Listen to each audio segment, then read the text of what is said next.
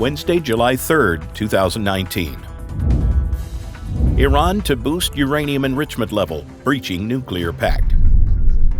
Iran will boost its uranium enrichment after July 7th to whatever levels it needs beyond the caps set in the landmark 2015 nuclear deal. This came from Iran's President Hassan Rouhani this morning, who defied U.S. efforts to force Tehran to renegotiate the pact. He said that if the other signatories did not protect trade with Iran promised under the deal but blocked by Trump's reimposition of tough sanctions, Iran would start to revive its Arak heavy water reactor after July 7th. Israel is preparing for its possible military involvement in any escalation in the Gulf confrontation between Iran and the United States.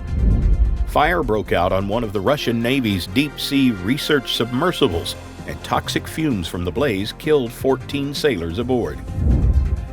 Violent protests over teen's death in Israel draw police response. Israel's acting police commissioner has ordered police to move in and break up demonstrations by members of Israel's Ethiopian community and its supporters after a series of protests turned violent Tuesday evening. Demonstrations have been held in several cities in a display of anger over the fatal shooting of an Ethiopian-Israeli teen, Solomon Teka, by an off-duty police officer. Israel's President Rivlin addressed the country's Ethiopian community directly and appealed for calm. Vice President Mike Pence abruptly canceled a trip to New Hampshire Tuesday for reasons that were not immediately clear. Government investigators have identified poor conditions in another sector of the southern border, publishing graphic photos showing extreme overcrowding in Rio Grande Valley migrant facilities.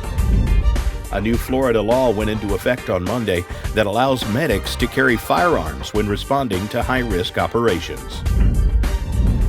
Trump says conditions are disgraceful in major U.S. cities. President Trump said federal intervention might be needed to clean up the streets in major U.S. cities and appeared to boast about reducing homelessness in Washington. In an interview taped in Japan with host Tucker Carlson, the U.S. president addressed foreign policy and the power of big tech companies before the conversation turned toward the conditions in major U.S. cities.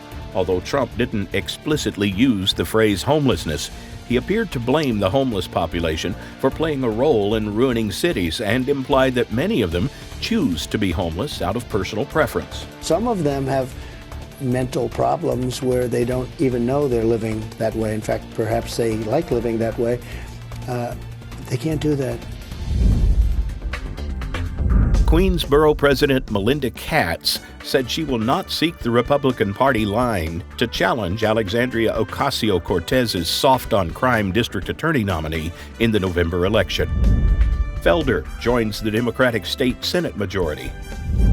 Mayor Bill de Blasio showed up 41 minutes late for a live TV interview Tuesday morning because he didn't set his alarm clock correctly.